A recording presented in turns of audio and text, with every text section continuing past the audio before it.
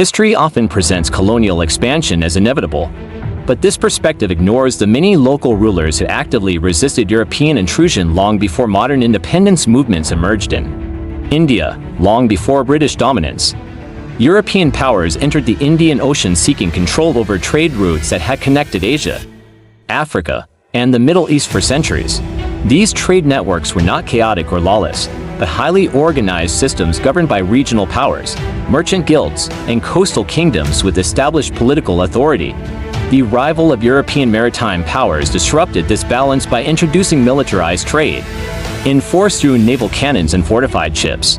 Among the earliest Europeans to arrive by sea were the Portuguese, whose ambitions extended far beyond commerce into territorial and political domination. By the early 16th century, Portuguese settlements along India's western coast symbolized an emerging colonial presence.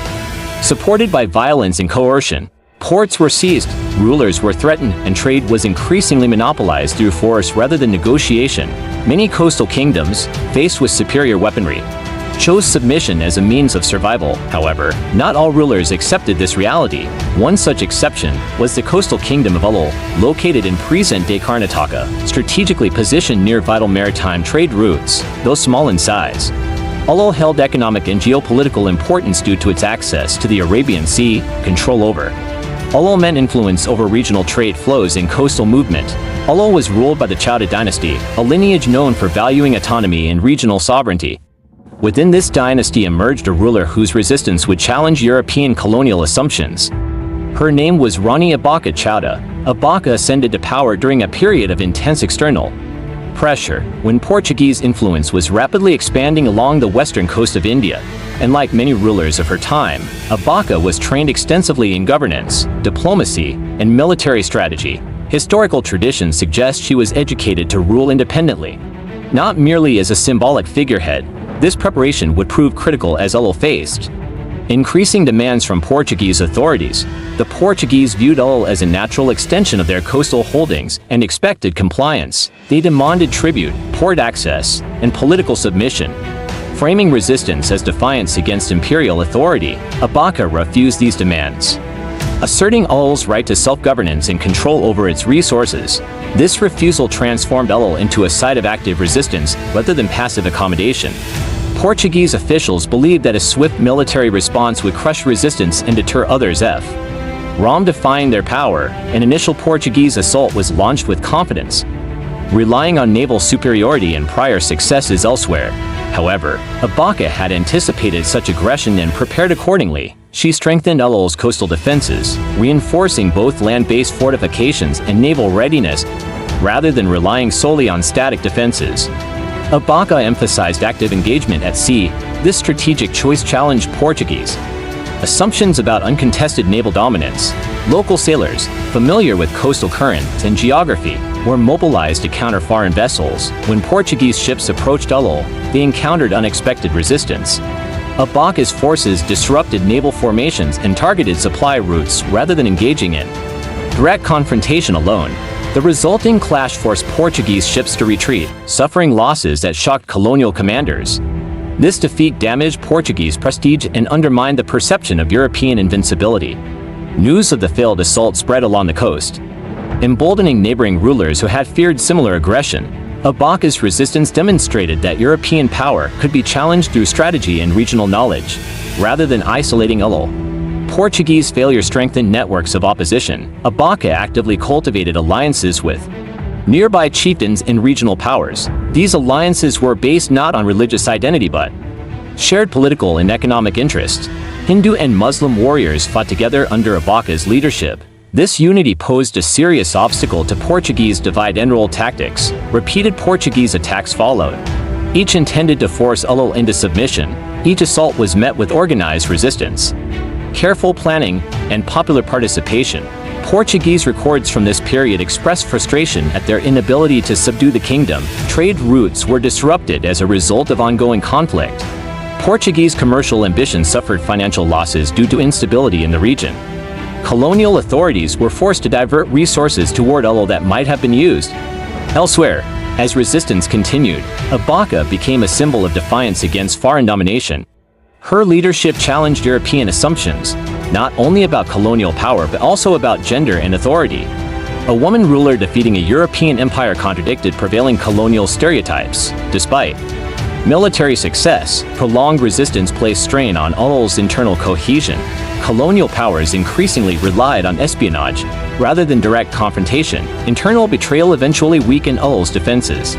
Abbakka was captured through deception and removed from her kingdom. Portuguese authorities believed her imprisonment would end resistance. They underestimated the depth of political consciousness she had cultivated. Even in captivity, Abbakka reportedly refused submission. Her resistance did not end with her capture. The capture of Rani Abbakka Chowta marked a critical shift in the balance of power, as Portuguese authorities believed removing her leadership would dissolve resistance and restore their dominance along the western coast.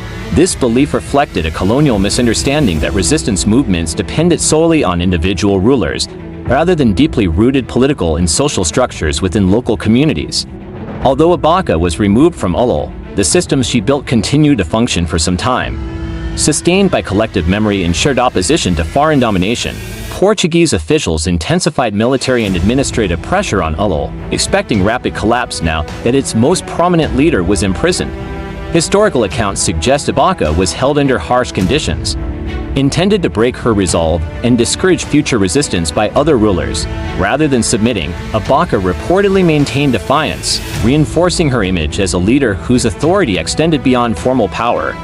Her conduct in captivity transformed her from a military commander to a symbol of resistance against colonial oppression. Eventually, Abbakka Chowta died in imprisonment. Far from the kingdom she had fiercely defended for decades. Her death weakened Ullal's ability to coordinate large-scale resistance, particularly against sustained Portuguese military pressure.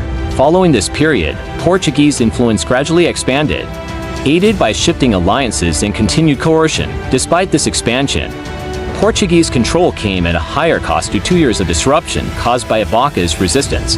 Trade routes had been destabilized, colonial resources drained, and military priorities redirected because Ullal refused early submission. These consequences reveal how resistance, even when ultimately suppressed, can significantly alter imperial strategies. Portuguese records often minimize these setbacks, framing resistance as temporary disorder rather than sustained opposition. Such framing served to preserve narratives of European superiority and inevitability of colonial expansion. Later British colonial historians continued this pattern, focusing on British rule while neglecting earlier anti-European resistance movements. As a result, figures like Abbakka Chowta were largely erased from mainstream historical education. This erasure was not accidental but part of a broader colonial control over historical memory.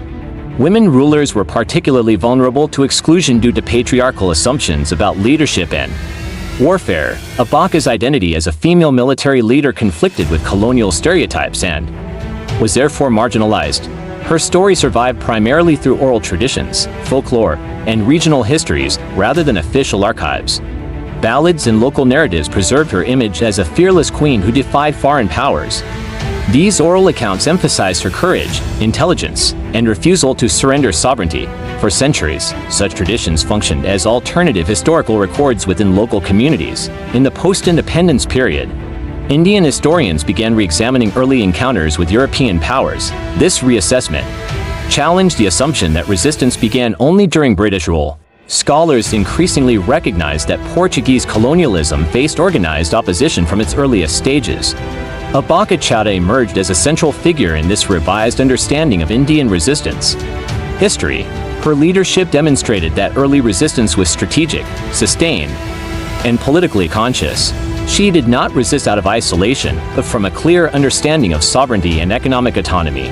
Abbakka's naval strategies reveal sophisticated military planning adapted to local geographic conditions. These strategies undermine European technological advantages through tactical flexibility.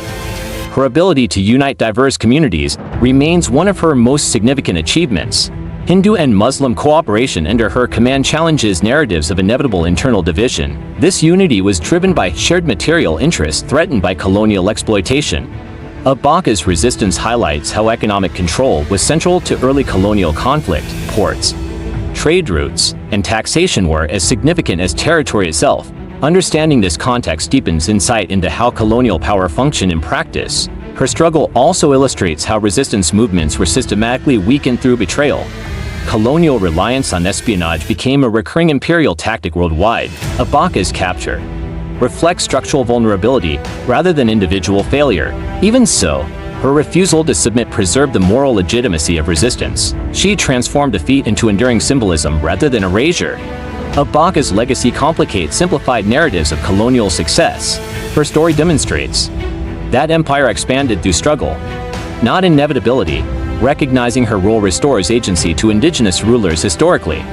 Portrayed as passive, it also broadens the timeline of Indian resistance to include earlier centuries. Abbakka's life challenges Eurocentric frameworks of history. It demands recognition of local sovereignty and political consciousness. Her resistance belongs within global histories of anti-imperial struggle. She stands alongside other early leaders who contested European expansion. Remembering Abbakka reshapes how colonial encounters are understood. It reveals resistance as continuous, adaptive, and deeply rooted. Her story invites reevaluation of who is remembered and why. It exposes how power shapes historical memory. To recover Abbakka Chowta is to challenge colonial silence. Her name endures as evidence of early defiance. She fought not for conquest, but autonomy, not for empire, but self-rule. Her resistance reminds us that freedom is often defended long before it is declared. History did not forget her, it was taught to ignore her.